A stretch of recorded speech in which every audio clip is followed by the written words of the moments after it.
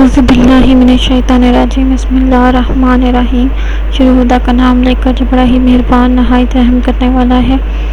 السلام علیکم ورحمۃ اللہ وبرکاتہ۔ تمام سامعین کو ہمارے چینل کی طرف سے خوش آمدید۔ مجھے امید ہے کہ آپ سب لوگ خیریت سے ہوں گے۔ ناظرین، میری اللہ پاک سے خاص دعا ہے کہ اللہ تعالیٰ آپ سب کو صحت و تندرستی عطا فرمائے، عرض سے قرض سے مرض سے آپ لوگوں کی حفاظت فرمائے، آپ سب کو حلال رزق عطا فرمائے اور خدا کے دیے ہوئے رزق کو اپنی بارگاہ میں خرچ کرنے کی توفیق عطا فرمائے، آمین۔ دوستو، آج میں جو وظیفہ اور جو فضائل میں آپ کی خدمت میں حاضر لے کر ہوئی ہوں وہ سورہ مزمل کے ہیں۔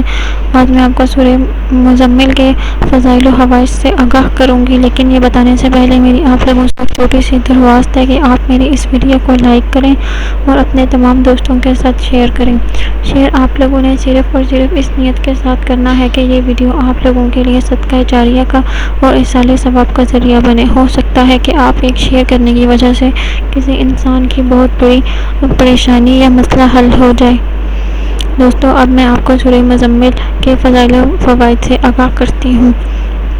دوستو، اس سورہ کو پڑھنے اور اپنے پاس رکھنے سے تمام مشکلات حل ہو جاتی ہیں۔ کشائش رزق اور دفع بلیات کے لیے یہ بہت ہی مفید سورت ہے۔ سورہ مزمل کا ورد کرنے والا نبی کریم صلی اللہ علیہ وآلہ وسلم کی زیارت سے مشرف ہوگا انشاءاللہ تعالی۔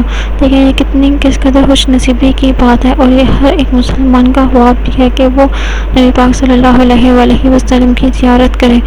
دیگر بندی اور زبان بندی کے لیے بھی مجرب ہے۔ اگر اسے پڑھ کر حاکم کے سامنے جائے گا تو حاکم مہربان ہوگا، اس پر رحم کرے گا اور انشاءاللہ ہر ظلم و زیادتی سے وہ محفوظ رہے گا۔ اس کو روزانہ 7 بار پڑھنے والے کو عذاب نہیں ہوتا اور اس پر دوزخ کی آگ حرام ہے۔